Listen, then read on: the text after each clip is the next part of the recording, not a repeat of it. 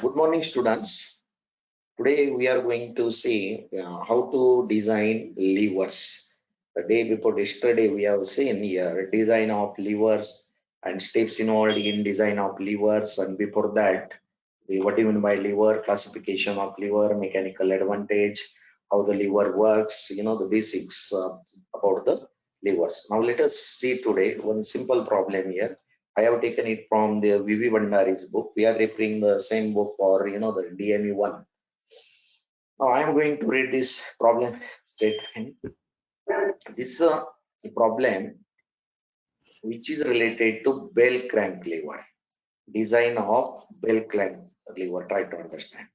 And again here in this problem statement, always while solving the design problem, what you have to do, you have to give more than 1 or 2 minutes on you have to read carefully the problem statement. You have to give 2 or 3 minutes on the statement. I am going to read it. If you have a notebook or a pen, you can write down, no problem. You will get the idea. Otherwise, you can read the solve problem from Bhandari's book, but it will give guidelines to how to design and how we have, in the last session, we have already discussed the things related to design of the levers. Now, right angle bell crank lever, I have already told bell crank lever angle included theta may be greater than 120, but here right angle word is used, is to be designed to raise a load of 5 kilonewton at the short arm end. The length of short and long arms are 100 and 450 mm respectively. Lever and pins are, that means lever and pins are made up of steel 38. 38 means plain carbon steel, SYT 400 Newton per mm square. And the factor of safety is 5, FU is given. The permissible bearing pressure on the pin is given. I have already explained for the pin, it is in the range of more than 5 to up to 12 or 15 Newton per mm square. The lever has a rectangular cross section. The cross section of the lever is also given. The ratio of width to thickness is also given for this rectangular cross section, that is 3:1. The length to diameter ratio of fulcrum pin is also given. That means length means length of the pin which is updated here in lever, and the diameter, that is diameter of the pin, is also given. So what you have to do in this problem, calculate diameter and length of fulcrum pin, shear stress in the pin, dimension of the boss of the lever at the fulcrum pin, and dimensions of the cross section. That means all these are the terms for diameter, dimension of the boss, or dimensions of the cross sections of the lever, which are related to design of lever. But which lever it is mentioned here, it is bell crank lever from the data. And assume that arm of the bending moment on the lever extends up to the axis of the, is the condition which is given, axis of the fulcrum. From that we have to find out the bending moment. Now in the last session we have already seen the 3 steps are involved in design. What are these 3 steps? First one is the force analysis, second one is the design of the arm, and third one is the design of the fulcrum pin. Try to understand. And the same procedure we are going to follow it. But before that, what you have to do, after reading problem statement carefully, you have to write the given data.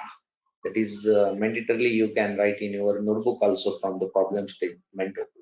What are the the properties or the terms associated with the problems are given, you can put it on paper.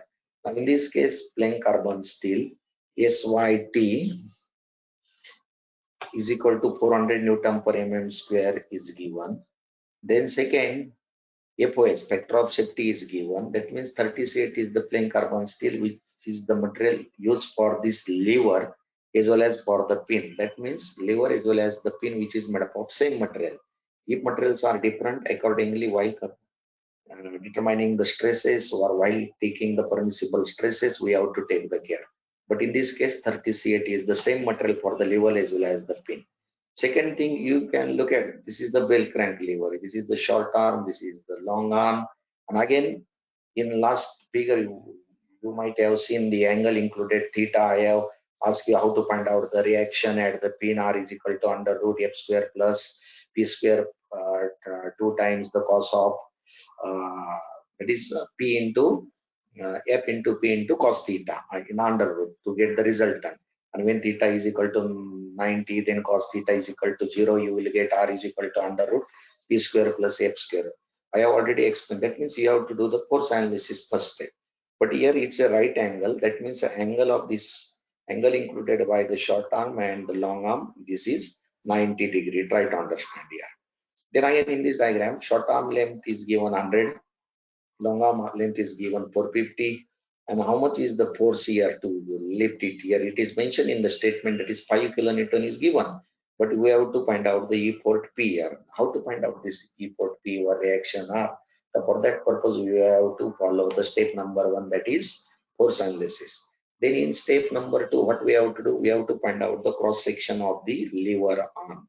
Now here again, here B is the width and T is the thickness. By considering it or a nomenclature, what nomenclature we are going to use it accordingly, we will see. We have to find out this cross section. And in third case, what we have to do, it's a gauge. Here pin is inserted. We have to find out pin diameter and ball diameter. Again, some empirical relation. How much is the ball diameter compared with the pin? 2 times generally. I have explained during the design of the link. That means this logic we are going to use it. Before that, write down all the data. The SYT 400 Newton per mm square. FOS 5. F, this force is given here. That means 5 kilonewton. Then for lever, long arm is 450, short arm is 100 mm. Then D by P is 3.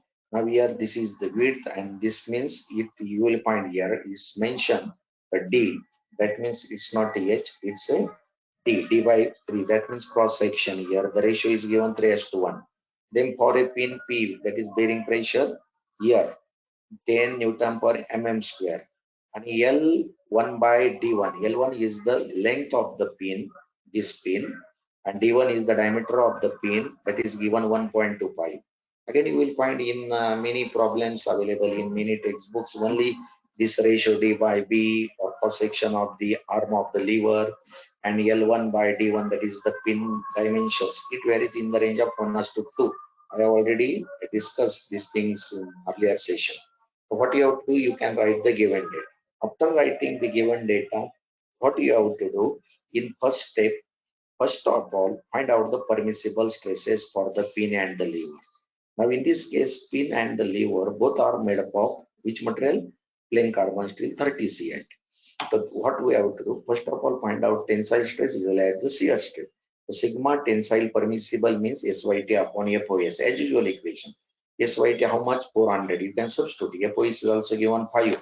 So 400 upon 5 you will get 80 Newton per mm square. This is sigma T permissible. Then second, we have to for a pin which is going to subject again here, uh, bearing pressure as well as the shear failure of the pin is going to occur. That's why shear is also important. And in problem statement, it is mentioned to find out the shear stress induced in the pin also. We have to find out. Therefore, tau permissible, which is required because induced stress should be less than the permissible stress. The tau permissible is equal to SSY, shear stress, yield shear stress upon FOS. But yield shear stress is nothing but 0.5 SYT. I have already explained this in first second session.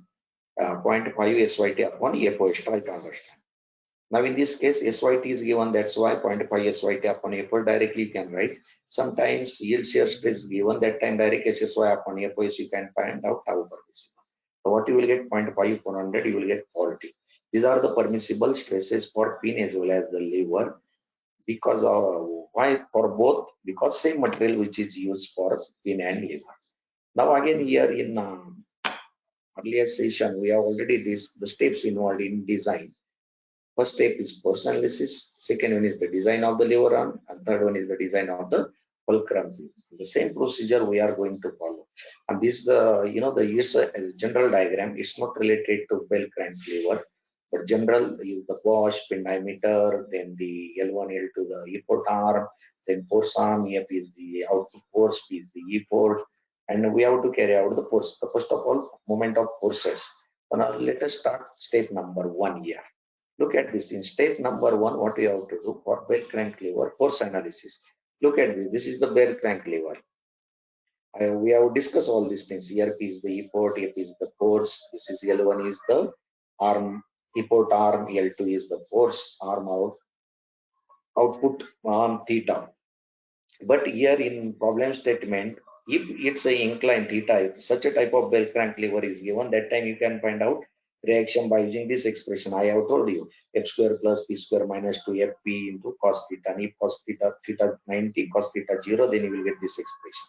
But in this case, what is mentioned, this bell crank lever is a right angle. Right angle means this short arm vertical one. Look at this another second diagram. This is the right angle. That means theta is equal to 90 degree. So that means where you will get this R reaction at the pin R here resultant reaction. R is equal to under root f square plus p square. How to find out it? The first of all, what you have to do, refer this diagram because this is a right angle belt cantilever. The taking moment of the forces about the axis of the fulcrum here.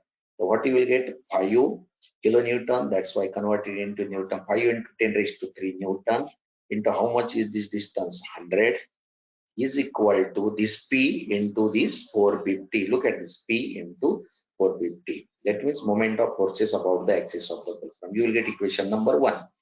By solving this equation, you will get the value of P. P means effort required to produce this force, that is 5 kilonewton. So we have calculated here effort P, that is 1111 Newton. Look at this, the cursor. The first step, force analysis, taking moment of forces about the axis and do this activity and find out the effort. That means output force which is given, we have to determine here the effort required to generate this force. Then once you have a P, once you have a F, the simple thing you can find out the reaction at the pin R is equal to, it's a right angle, that's why R is equal to under root f square plus P square. So what you will get? R is equal to under root f square plus P square. So what is F? Force is given 5 into 10 raised to 3 new. You can substitute here. And then what is P? We have calculated 1111. You can substitute. You will get R, that is 5122 Newton. That means, but in first step, what you have to do, carry out the force analysis. That means in this case, what you have to do, you have to apply the principles of static and force analysis. Try to understand. Once you will get a P and R, so next step, what you have to do, we have to design the lever arm. How to design the lever arm? Design of lever arm means to find out the dimensions of cross section of the lever.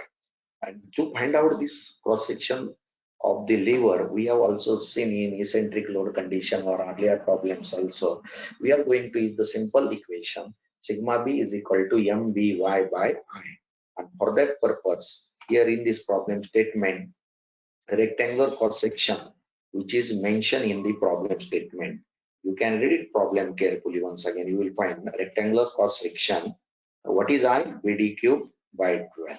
And what is Y? Y is the distance from the neutral axis up to the outer corner, that is D by 2. And again sigma B is equal to MBY by I. So MB that you have to find out. I you will get for this rectangular cross section and Y here D by 2. So B is the distance parallel. I already explained these things. This analysis we have to do to find out the dimensions of the cross sections of the lever. Now let us find out. Now in this case, what I have done, I have calculated. The first of all, we have to use this equation, sigma b is equal to mby by I. So first of all, find out mb. So how to find out mb? M is equal to F into 100. So you will get bending moment, the maximum. That is 5 means 5 into 10 raised to 3 into 100. So you will get Newton mm. This is mb. Then I, it's a rectangular cross section, BD cube by 12. So now here, D by B is equal to 3:1 is given in problem statement. You can read it. D by B is equal to 3 by 1. Therefore, D is equal to 3B and Y is equal to D by 2. But D means 3B. So 3B by 2. So you will get Y is equal to 1.5. So Y is equal to 1.5B. And again, I is this I, that is for rectangular cross section. Mass moment of inertia we are going to calculate. BD cube by 12. Now here BD cube by 12. But D is equal to 3B by, here look at this, D is equal to 3B. So you can substitute D 3B.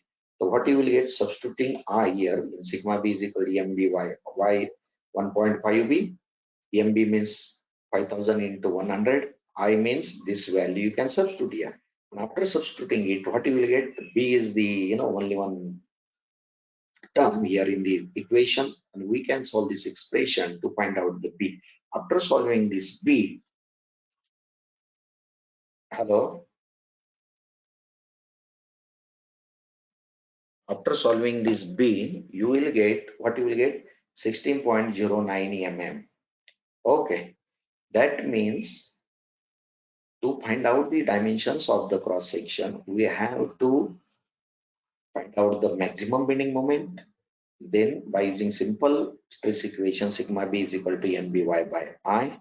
Rectangular cross section I is equal to this. And generally, I have already explained. Generally, three cross section you will find for the lever. One is the rectangular, second one is the elliptic one, and third one is the I cross section. For that purpose, you have to find out the I, Y. You can substitute this value, you will get B. Again, relations of B and D is given. D is equal to 3B. You can substitute here. Once you will get a B, you will find out the D is equal to 3B. So you will get D is equal to 48. That means in second step, in design of lever arm by using the bending moment here or bending stress induced in the arm or the lever, we are going to find out the cross section of the lever by using simple stress equation. So this is step number 2. Now again look at the step number 3. In the bell crank lever, now in step number 3, again I have told how to design the fulcrum pin. Again here fulcrum pin is design is based on two criteria. One is the bearing consideration and second one is the shear failure of the pin. Now why bearing consideration? Because look at this. This is the Bosch. Here is the pin and in between there is a brass bush of 3 mm which is used. I have already told you brass or bronze. Again here second thing, if D1 is the diameter of the this pin, so what is the size of this Bosch? That may be 2D1, 2 times outer diameter of the Bosch. These are the general empirical relation that we have to use. But when pin is inserted and lever is going to or arm is going to rotate at the spin, that means there is a relative moment. If there is a relative moment, what is the bearing consideration? That means the pressure, bearing pressure that we have to take into account. And bearing pressure is nothing but it is also a localized compressive stress. Try to understand. The bearing pressure is equal to R is the reaction at the pin upon projected area. I have already last time we have discussed this. L is not L, it's L1 and this is the D1. Bearing pressure when it is load which is acting bottom side, you will find this portion is going to come in contact, area contact that we have to consider, and you will find this area contacts in the form of projected area here along the length and along the diameter. That's why L into or L1 into D1. L1 is the length of the pin, D1 is the diameter of the pin. Therefore, bearing pressure or compressive stress is equal to R upon R means reaction at the pin upon this projected area D1 into L1. Again, what we have to do?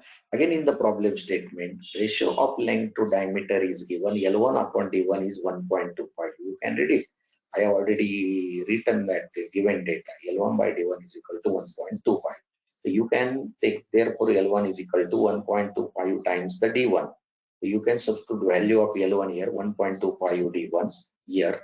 D means D1 and P means how much is given in the problem statement, 10 Newton per mm square. If it is not mentioned, you can take this value more than 5 up to 15 or 12 Newton, 12 Newton per mm square. Try to understand if it is not given. More than 5 and up to 12. So you can assume that value using this equation. So here, therefore, R is equal to P into this equation. I have written P D1 into L1. What is the value of R reaction at the pin? That is 5,122 is equal to bearing pressure 10. Then D1 into L1 means 1.25 D1. You can substitute by solving it. What you will get? D1. So here, after solving this expression, you will get diameter of the pin here. That is 20.24 mm. Then we have a D1 and L1 relation. The L1 is equal to 1.25 times the D1. So you will get L1 is equal to 25.30. This is about the bearing. That means by using bearing pressure, bearing consideration, we can easily find out the diameter and the length of the pin. Again, second thing, here this pin, you will find if it's inserted and what is the thickness of the lever. So this is L1 and diameter here D1. But because of the, the lever, what is happening? Pin is going to fail because of the, the shear stresses which are going to induce in it, and shear which is going to occur towards this front side and towards the back side. That means pin is going to fail. It's like a knuckle pin. It is going to fail against because of the shear stresses, and that's why we have to consider the shear areas in two planes, front and back. That means pin is subjected to double shear, but pin diameter is the D1. The shear stress induced shear in the pin, we can easily find out. Tau is equal to R upon 2 times this. Why 2 times? Because double shear, like a knuckle pin, front as well as the bottom. And pin diameter is D1, pi by 4 into D. This is the as usual equation, force upon area. But two areas why we are considering, because of this double shear. And RE, we know that is actually, I have taken 2.97. Instead of that, we can write 5122 upon 2 times this. And D1 we have calculated, substitute. You will get shear stress into 7.96. But this shear stress induced, and our calculated value, you can check it, permissible shear stress is 40. And here the induced stress is 7.96. That means our design is set for these values. Try to understand. Then second thing, again, what we have to do, we have to find out the dimension of the boss. The here, D1 is the pin diameter, 20.24. So you can take it as 21 mm. And what is the outer diameter of the boss here? I have already told, outer diameter of boss is the 2 times D1. The 21 multiplied by 2, you will get outer diameter of the boss, that is 42 mm. And in length, and for length means here it is given 1.25 times the D1, so you will get 26.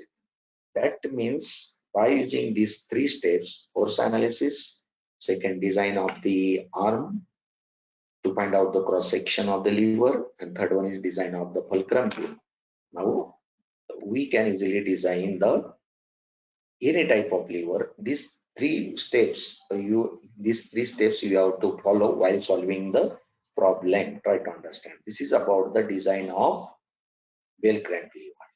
Now here again the same logic I would like to show in your syllabus: design of hand lever, design of hook lever, which are mentioned in your syllabus. I would like to how to discuss here how to design a hand lever and the foot lever. Look at this. Now generally you will find in many applications such a type of hand levers are used. Look at this first of all in construction. This is the actually this part is the lever. Look at the cursor. This part is the lever. It's a top view, and in front you will get this. Again, second, here some the width or dimensions of the lever cross section is given. B is the width, H is the thickness. Here it is mentioned. Then here it's a D, small d is the diameter of the shaft. This lever which is fitted in the shaft.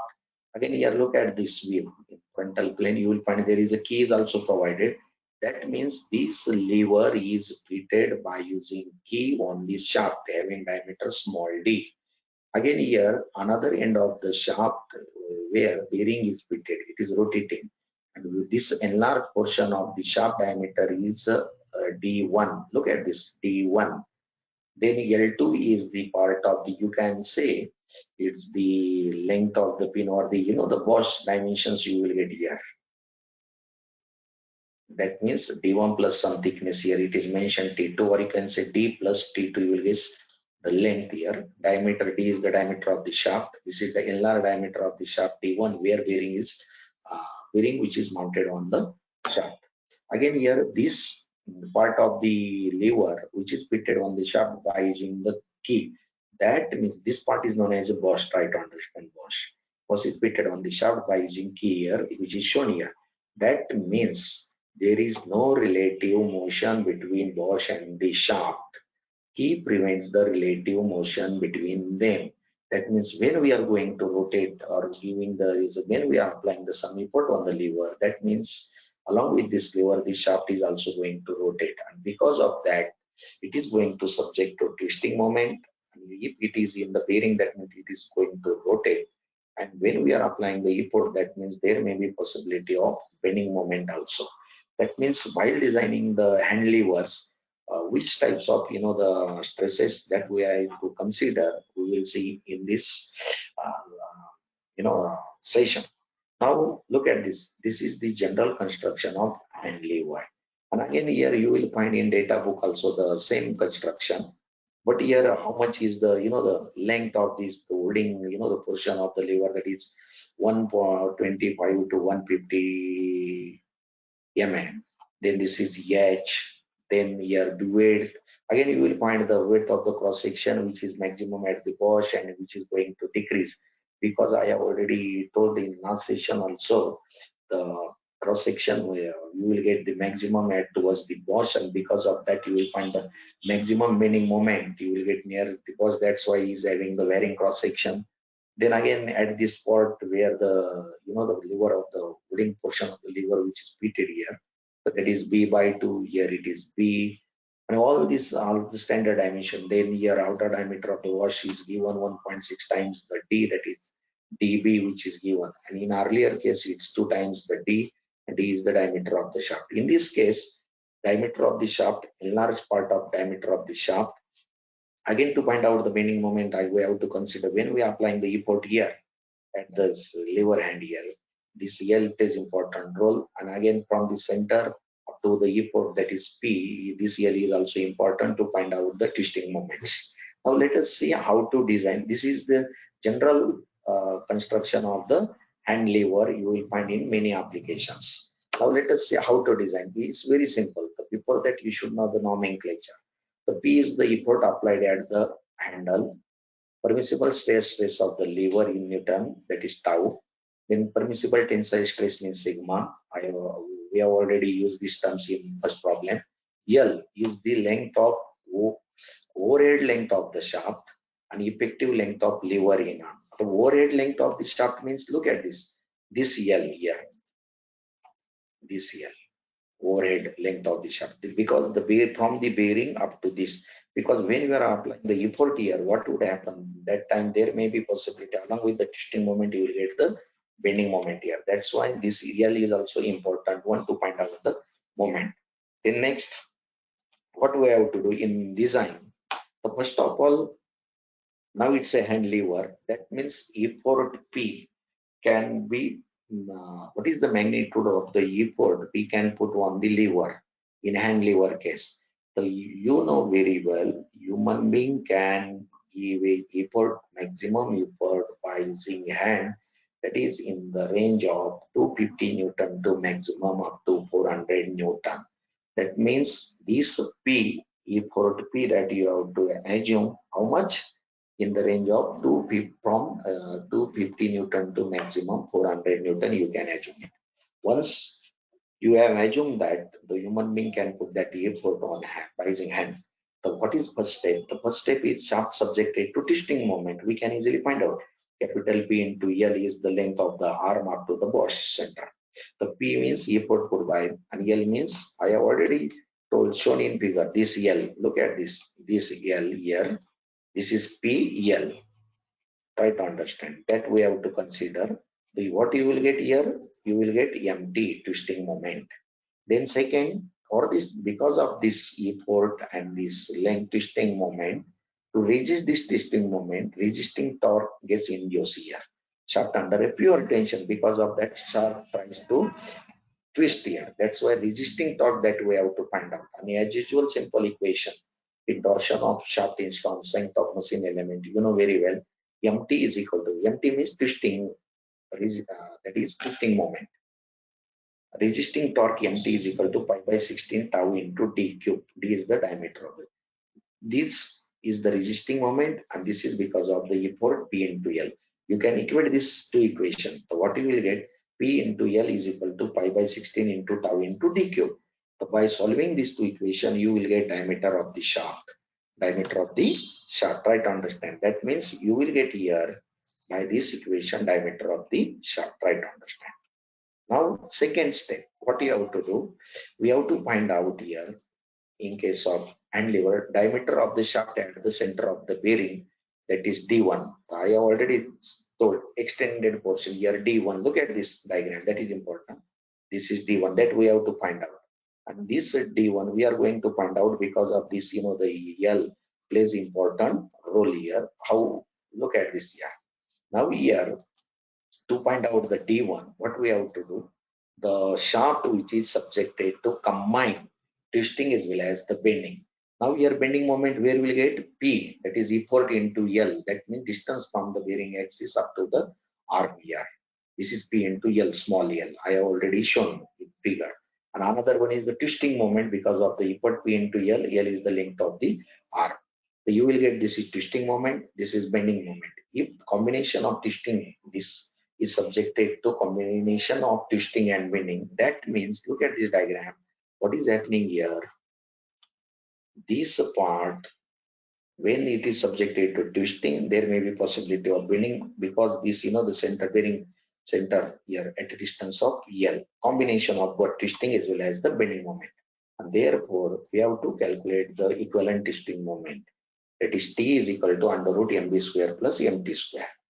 And what is MB? That is P into L, MT P into L. You can substitute here, you will get equivalent moment. But we know that equivalent twisting moment is resisting now for this combination. That is T is equal to pi by 16 tau into D1 cube. Try to understand. D1 cube means diameter of that enlarged portion of the shaft where bearing is fitted. Now D1 square. So you can equate this equation and this equation. So what you will get? This small D1. D1 means diameter of the shaft at the center of the bearing. That means in this way, by considering the combined twisting and bending moment, we can easily find out the diameter of the shaft at the center of the bearing. You can equate this to the equation. You will get D1. Now, in first step, we have calculated small d by considering the twisting moment and resisting torque. In second, by considering the combined twisting and bending, we have determined the equivalent twisting and which is compared with the equivalent twisting moment. This is the resisting, that is pi by 16 tau L into D1 cube. You will get D1. Once you will get this small d and D1, the other, the terms you can easily find out from the empirical relation. The diameter of the bush of the lever, which is shown in figure, that is 1.6 times the D. That is the diameter of shaft. You can substitute, you will get dB. The length of the bush, LB is equal to D or 1.5 times D. So you can easily find out length of the bush also. Already these dimensions are mentioned or shown in first figure also. Then important thing here, what you have to do, look at this. Here, to prevent the relative motion between the shaft and the lever or hand lever, here key which is used. Now here, that's why next step, design of key. How to design the key, we will see in second unit also in detail. But before that, generally you know that there are many types of key. Key may be rectangular, key may be square. If it's a square key, you can say for a square key, one part is W is the width and H height of the key. Width and height for a square, W and H. And W is equal to H is equal to D by 4. D means shaft diameter. In this way, we can find out this dimension. But what we have to do, we have to check it again because key is going to fail because of shear as well as the crushing failure. We will discuss these things during your unit number 2, shaft keys and coupling in more detail. But we have to use these two criteria, shear failure of the key and crushing failure of the key. Why shear failure? Because key is inserted in between the lever and the shaft. As the shaft rotates, the shaft rotates or lever rotates. Because of that, there may be possibility of shear failure. And why crushing failure? Because it is inserted or fitted by using the hammer. And because of that, there is no relative motion between them. Because of that, compressive stresses or crushing stresses are going to induce in it. And that's why it is going to fail because of the crushing stresses. That's why we have to check against shear stresses against crushing stresses. Therefore, shear stress, that is 2 MT upon dBl. MT means twisting moment or a torque. D means diameter of the shaft. B means here it is mentioned width of the key, and L means length of the key. And sigma C is the crushing stress, that is the 4 times, 2 times more than this 4 MT upon DHL. Try to understand. For square key, B is equal to H. That's why there is a relation of shear stress. You can say half of the crushing stress. These expressions we are going to use this for shear failure as well as the crushing. We will discuss in more detail in unit number. It's okay. But by using these two expressions, we can easily find out the dimensions. For what we have to do, assume square key or rectangular key, find out W is equal to, that is B is equal to H is equal to D by 4. And you can substitute this value and find out the induced stresses. You can check this induced stresses are less than the permissible stresses. You can see your design is safe. Or otherwise, what you have to do, you can, by using the permissible shear stress, permissible crushing stress, and substituting these values of H and B, diameter of the shaft, find out the length of the key, and where you will get the maximum length from tau and from that means crushing. You can use this maximum length in your analysis. In this way, you can carry out the design of the key. We will discuss this later on. But our next step is design of key. Then next step of this, the hand lever, dimension of the lever cross section. Third case, the lever cross section means what we have to do, we have to find out the lever cross section. Now these dimensions, look at this here, these dimensions we have to find out, and for that purpose we have to take the cross section, and always you will find, you will get the bending moment maximum nearer to this, the Bosch. By considering this cross section, we can easily find out the bending moment. Already we have done this type of work in lever design, as well as we are using bell crank lever. The first of all, B is the width of the cross section of the lever. Then H is the thickness of the lever, and generally width you have to take 2 times the thickness or 3 times the thickness. In general, it's a proportion. Then width of the lever near to the Bosch may be taken as 4 times thickness, or to the up to 5 times thickness. These are the, you can take it, no problem. But before that, what you have to do, we have to find out B or H by using the simple equation sigma B is equal to MBY by I. You can send Y below, I by Y, you will get Z section modulus. Try to understand. This simple equation sigma B is equal to MBY by I you can send here MBY by I. So I by Y, you will get Z, that is section modulus. So here, find out the bending moment. You will get P into L is the length of the arm minus dB by 2. Why dB by 2? It is at the center. How to consider the center here? The Bosch diameter is given here. Look at this here. Bosch diameter is dB by 2, and we have to consider half portion of this. That's why dB by 2 here.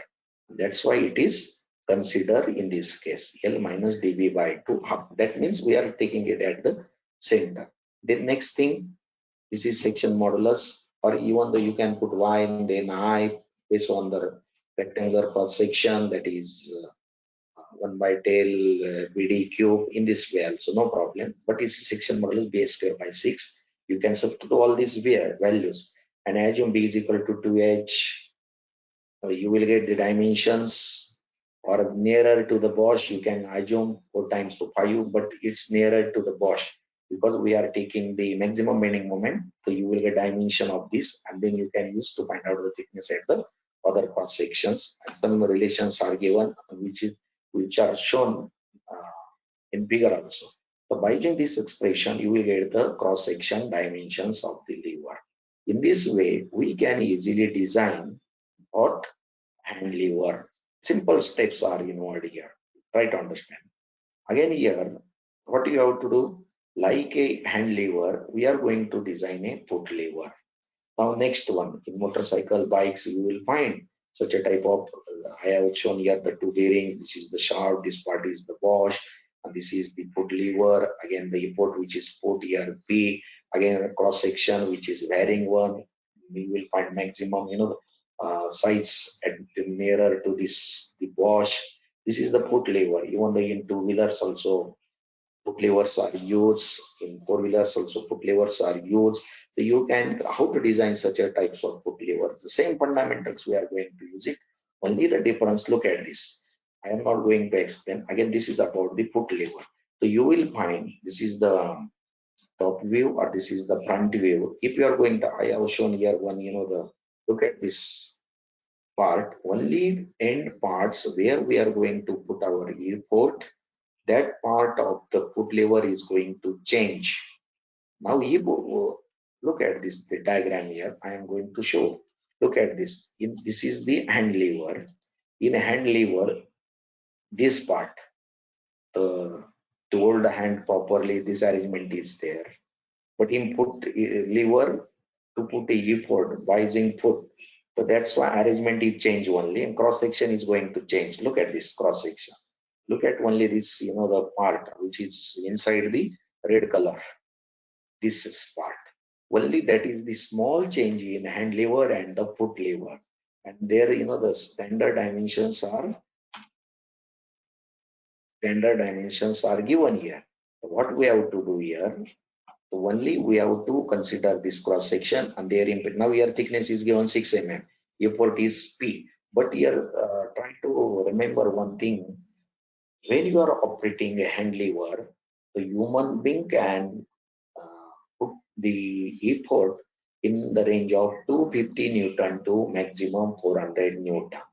But now in foot lever, we are operating it by using a leg or a foot, and because of that effort, the magnitude of effort P in case of foot lever, which is more than 400 Newton, maximum up to 600 Newton.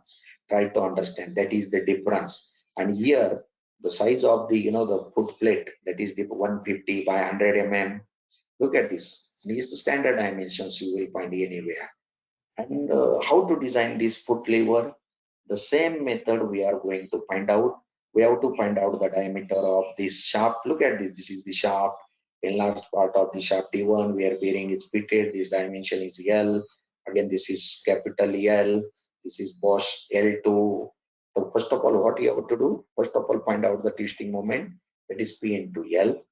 And we have to equate it with the resisting torque. That is pi by 16 into tau s into d square. You will get diameter of the shaft. Once you will get the diameter of the shaft, we have to find out this D1, enlarged diameter, where at the bearing center. How to find out this D1?